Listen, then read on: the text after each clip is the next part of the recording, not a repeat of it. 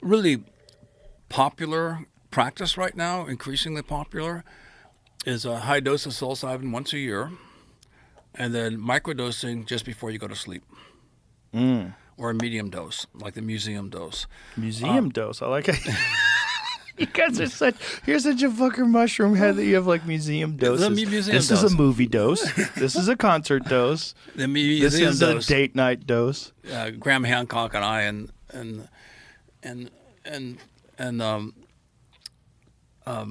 and some friends went to a museum in the British Museum, but anyhow, the museum dosers just tend to. You can notice them because they wear sunglasses inside, because otherwise their pupils. Right, you're trying to keep it together. Keep it together. But the idea of taking a museum dose, quote unquote, or a microdose before sleep is that's when you're regenerating.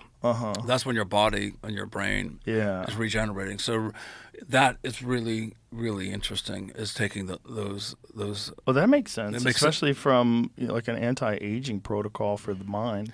And it's also safer. Yeah. Right? Right. You're in bed. You're not going anywhere. You're not going anywhere. Yeah, not driving a tractor. That's why I think clinical studies that look more and more at reducing the expense, having people take the dose of medicine, psilocybin in this case, just before sleeping, they're in a safe place. I had Bernie Sanders on the podcast yesterday, and one of the things that we talked about quite a bit was what's going to happen with people when automation takes over, when AI and automation take over, and so many people are not working anymore.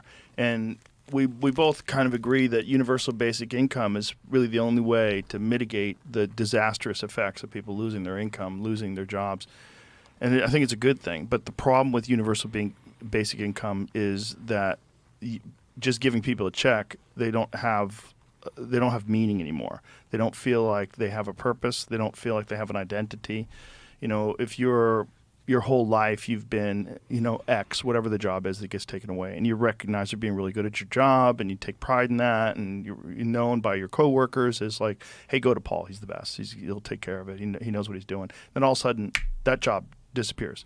How do people find value, and how do they switch their perspective? And talking to you today, I think, is perfect, because I think if there's anything that could help us through this journey, that could help people make this transition, which appears to be inevitable, where artificial intelligence is going to do a far better job at a lot of menial tasks that people have been doing for an occupation for a long time, to find a search for meaning, to find some other way to realize value in life.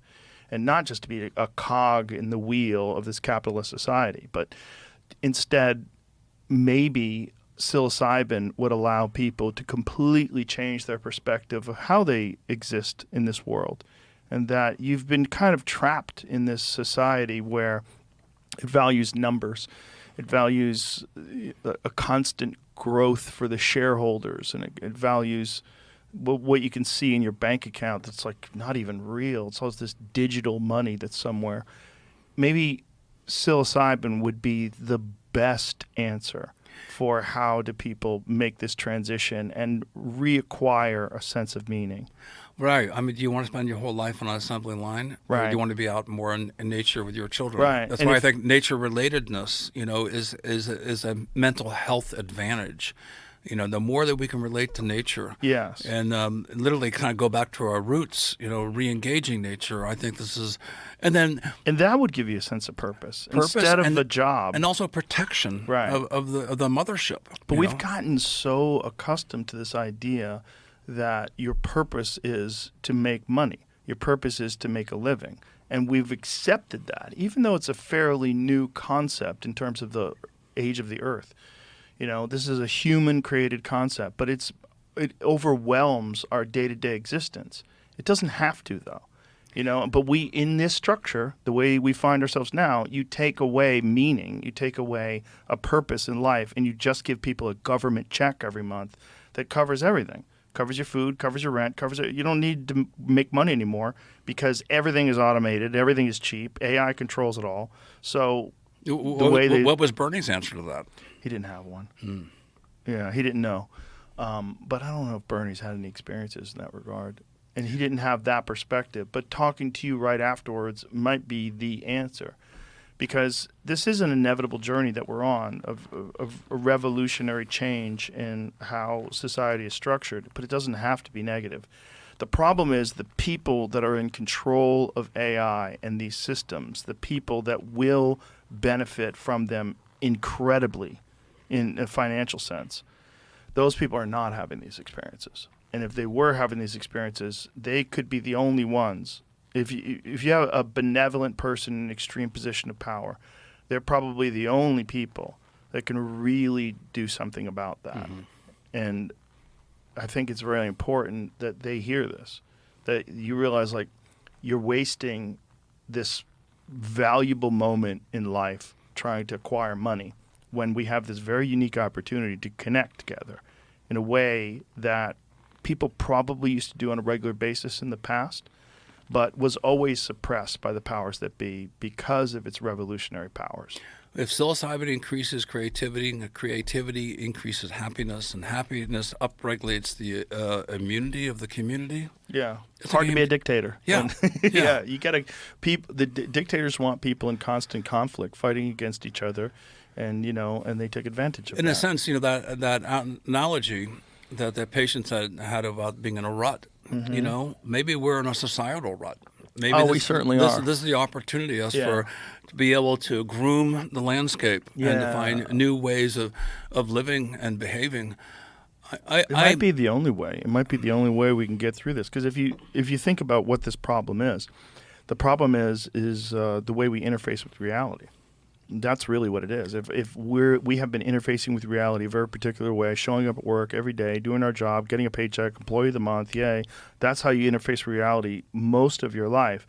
And then all of a sudden you're met with this profound technological change that's going to eliminate your job. There needs to be some sort of a profound experience that reintegrates you with the mother. Like, lets you know, like, this is something people made. This is something that people made, and most of the people that made it weren't having psychedelic experiences. And they're building cities, and they're building skyscrapers, and they're polluting the river, and they're doing all this stuff, and it doesn't mean that this is how we're supposed to do it. Exactly. And again, I want to reiterate, I think we have a crisis in creativity. I think psilocybin and these other psychedelics stimulate creativity. No doubt. Look at Alex and Allison Gray's work. Mm-hmm. I mean, some of the best psychedelic artists in the world. And the nicest inspired, people. The nicest people. Alex is like he's a role model for being just a kind, nice, sweet person. And Alex gave me some of the best advice I've ever received. And I just give Alex Gray total credit for this. And I asked him, this is my 8th book. Oh my God, it's so much work to write a book. I didn't use any AI writing this book. I wrote the whole thing myself. And I asked Alex, you're so prolific. How do you do it? He goes, I had one realization. Every day I go up to that canvas with my brush and I commit to making one stroke. And then 3-4 hours later, he's still at the canvas. Right. It's that.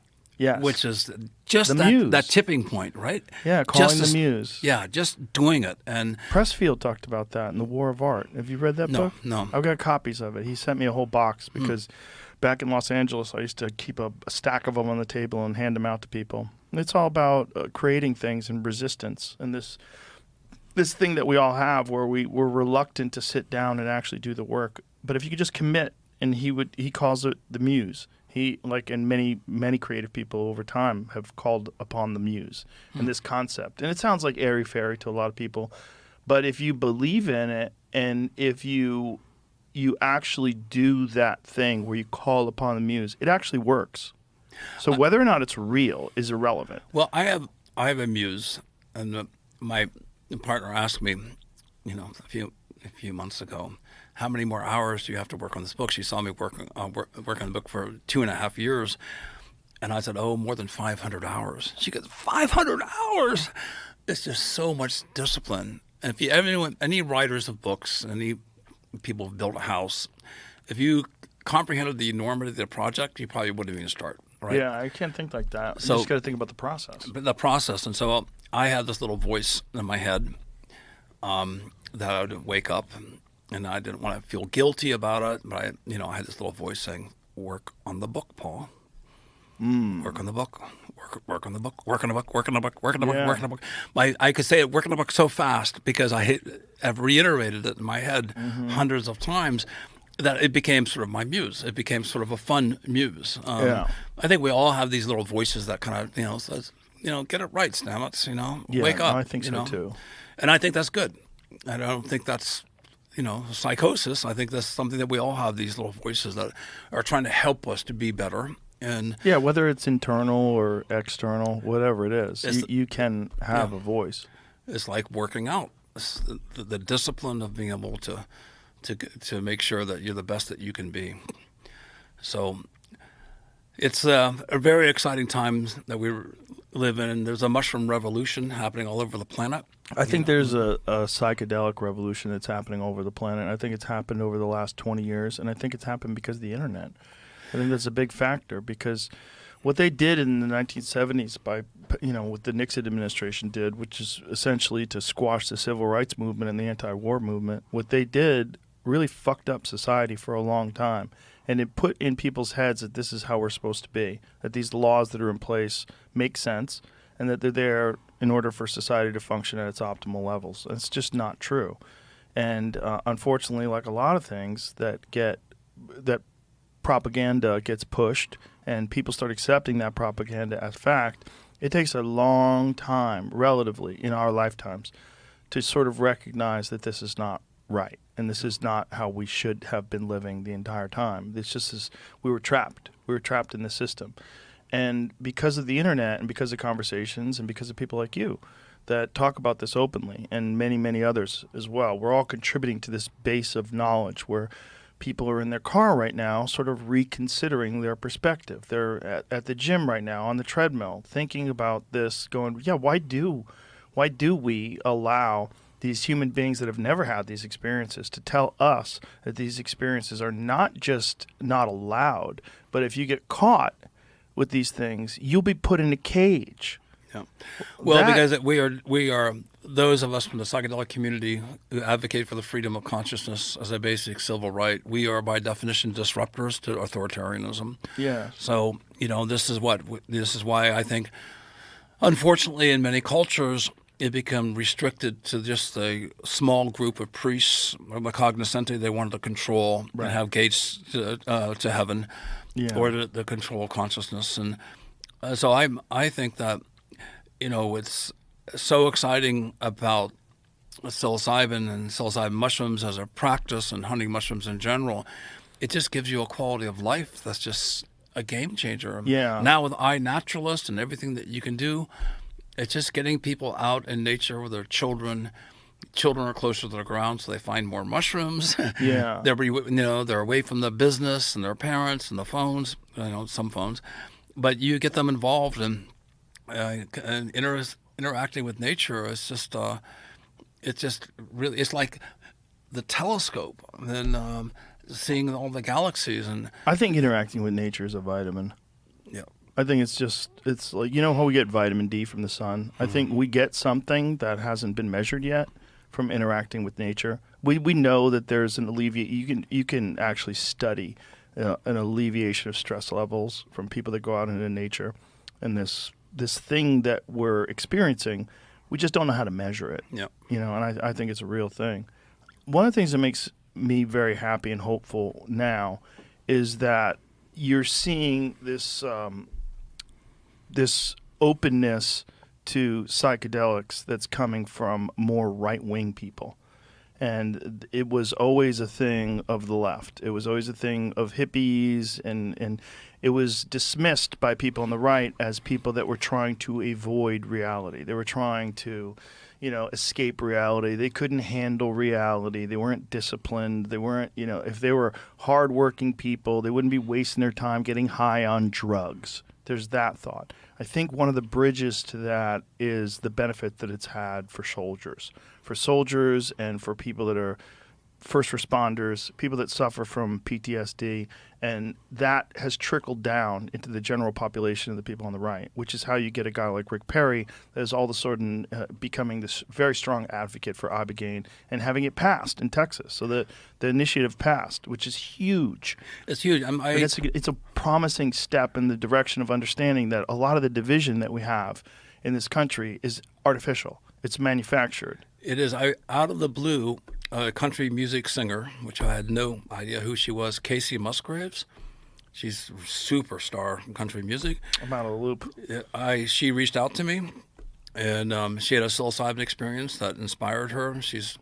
Has an album called Deeper Well that's just amazing. I was not into country music until I listened to her, and she reached out to me because of her psilocybin experience. And we decided to do Sing for Science. We sold out the Ryman Theater in Nashville in 3 hours. Oh, wow. 2,500 people. These are country music people. Yeah. 2,500 people, 3 hours. Unfortunately, she was in Mexico. She fell and she broke a rib, so we had to cancel the concert until September 18th, or the Sing for Science. But that is an example. And yeah, well, I think my friend Sturgill Simpson sort of opened up the door for psychedelics and country music with Turtles All the Way Down. Yep. He basically wrote a song about God and psychedelics. It's that was a country song, and everybody's like, "Hey, what the hell's going on?" It's funny because psychedelics build bridges that marijuana doesn't. I met a lot of people who would never smoke a joint, but the idea of doing a psilocybin mushroom sounded like fun to them. Right. So, well, marijuana is also associated with lazy people and ne'er-do-wells and stinky people with bad ideas, unfortunately. And I think, look, one of the things that's interesting is the jiu-jitsu community is there's a lot of stoners in the jiu-jitsu community. A lot of people using psychedelics for athletic performance. Oh, yeah. Well, I know a bunch of people who have fought on mushrooms. Yeah. I have a friend who was a world-class kickboxer who had some of his greatest performances while he was fighting on mushrooms. And he said he could see what the guy was going to do before he did it. Yeah. This is the indigenous use of psilocybin is to see into the future. That's one of the advantages I think I've had also. I've been able to prognosticate into the future. We had this extraordinary individual told me a story, which I think I have right, but I want to share it with you. There's a game that's very common, it's even in the Philippines, but in Canada. It's a German game eventually. And the idea is you put nails on a block of wood and use an ice pick. And you have to hammer the nail in with one hit. And each time in a bar or a party or whatever, people throw down money.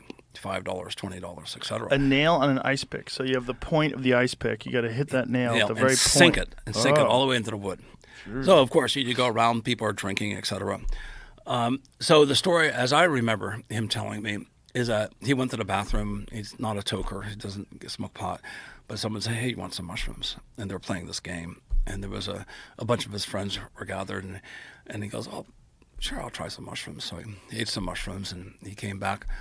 And the circle was there, and people were betting, "Hey, come over and join us," And he watched for a while, never had played this game, and then he started getting higher and higher. And they said, "Come on, it's your turn." So he kind of looked at the nail. I mean, this is really hard to do. And looked at the nail and focused on it. He said he had such clarity of focus that everything else was blanked out. He looked at the nail, and he just thought they would connect. Rather than hitting it, they would just connect. Oh. Bam! Slammed the nail down on the first attempt. People went, "Whoa, incredible!" So they put down, each person put down more money going around. So they came around, everyone's missing. Some people will occasionally hit it a little bit, but came around to him. Now he's getting higher on the mushrooms, right? And he's looking at it, and he goes, bam! Slams it again. People going, "No way!" Right? This is impossible, right? So now, there's a lot of money being piled up on the table here. They're coming around, and everyone's going, "Impossible. Not going to happen. Can't do it a third time in a row." Looked at it, laser focused. God, bam, slam it again. Now people are losing their shit, right? They're like, "What is going on here?" And he said, really to fuck with one guy who was just out of his mind that he could do this 3 times in a row. He went around again, and this time he says, "I'm going to really blow his mind. So he focused on the nail, had the hammer, looked at him, bam, slammed it again, While he's looking and at nailed it. Yeah, literally nailed it.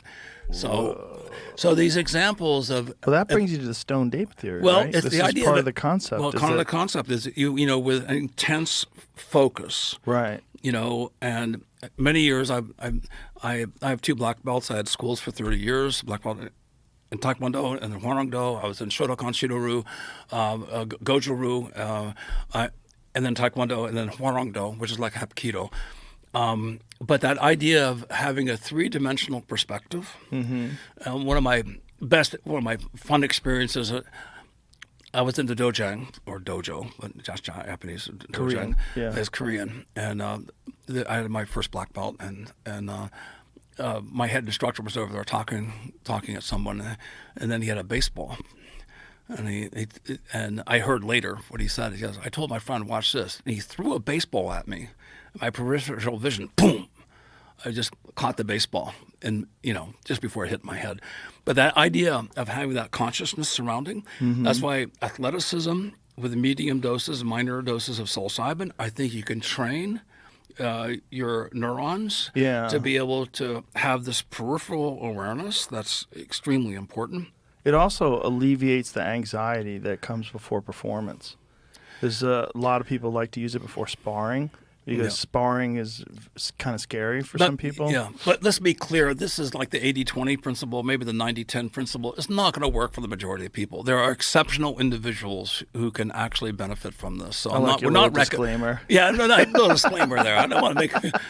No, none of the I things drove that this we race said. car. Listen, don't take any of our advice. No. But we're just talking about these things because there are anecdotal stories that they're fascinating. And anecdotal stories are like case studies in medicine. You get enough of them that you want to test this. Again, this is a testable hypothesis or theory in modern times. Right. Eye-hand coordination. So psychomotor enhancement. This is why when the Stamina Stack it speaks to this. We published in Nature Scientific Reports, and a combination of psilocybin, niacin, and lion's mane increased psychomotor ability of tapping in 10 seconds from 46 to 66 taps. That's a lot. That's a lot in 10 seconds. Right. Over 30 days. So people can argue about it, but the results are the results. When you're talking about depression and anxiety, that's subjective. But I'm really interested in the psychomotor benefits of psilocybin with an admixture to enhance its performance. I think the root thing is psilocybin, and being able to regenerate neurons is something I think is really important for us. Now, with glioblastoma, which unfortunately Terrence did die from that. That's uncontrolled, proliferation of neurons in the brain. Yeah, there's contraindications. Do you think there's something that's connected to that? No, I personally don't. No. Why not? Just because I don't have evidence to the contrary. I don't have evidence that also suggests that. I see no correlation. N of 1 is not, there's no... Because it's not a common thing amongst people that are using psilocybin. But if you had 8 million people in the United States, consuming psilocybin, again, you have a data set. Right. So, it's not like cigarettes, right? We see cigarettes, we know you smoke cigarettes, there's a higher likelihood that you're going to get lung cancer, right? Yeah. It's very clear. So we've known that over time. The problem with psilocybin is it's been so taboo, and so we don't have real data. We don't have, But there's 235 clinical studies on psilocybin at clinicaltrials.gov right now. Isn't that amazing? 235. Could you have imagined that 25 years No, ago? there was none. Impossible. Yeah. None. And they are for many indications, many different targets, from addiction, cigarettes, alcohol, opioid use, to dementia, to Parkinson's, to Alzheimer's, etc. Yeah. So there's, I think psilocybin has a PR problem. It sounds too good to be true, but sometimes things can be true that have. But the reason why I think that there's 235 clinical studies is because basically it's improving your neuroscape. You're improving the neurology. Everything that we're using right now is based to our health of our nervous system. Right. And in the neuroscape, if we can enrich the neuroscape, then that has elaborations into everything that we do. And the fact is coupled with anti-inflammatory activities and neurogenesis and neuroregeneration, neuroplasticity, which is synaptogenesis. The neurons proliferate and then they shake hands, and then suddenly you have a new pathway. So There's anti-inflammatory properties? psilocin has strong anti-inflammatory properties as Interesting. well. So that's just has come out in the scientific literature. So that's I wasn't aware of that. yeah, that's really interesting. As well. How did they study that? And what was the They looked measurement? at something called interleukin 6. There was a clinical study that was just published just recently, and it downregulated, it's a tumor necrosis factor, interleukin 6. It downregulated, that's an inflammatory cytokine. There's two anti-inflammatory cytokines that are extraordinarily interesting to us in our research team. I have 5 PhD scientists, 8 full-time scientists. That's why I created my business, is to do research. But interleukin 10 and interleukin 1RA are anti-inflammatory cytokines. So when you can upregulate those, then it kind of buffers the inflammatory effects. And so that's exciting to find these anti-inflammatory. We were approved by the FDA for a COVID clinical trial based on the fact that we published this in the Journal of Inflammation Research, that interleukin 10 and interleukin 1RA were stimulated by agarikon and turkey tail mycelium grown on rice versus the rice control. So it's a peer-reviewed article. When, the pandemic started, the big concern was if you stimulate the immune system, you could have a cytokine storm, and you could overwhelm, the body with many. It's been said many, if not most people, die from cytokine storm. Is there an overreaction of the immune system to COVID and to other diseases? So we were able to show you can augment in the literature your immune system buffered with the anti-inflammatory properties, and that sort of resolved the argument of the cytokine storm concern. And then now we have a very successful study that shows that agarikon and turkey tail mycelium enhances the immunity of individuals long term. Six months big later. mushroom that you gave me.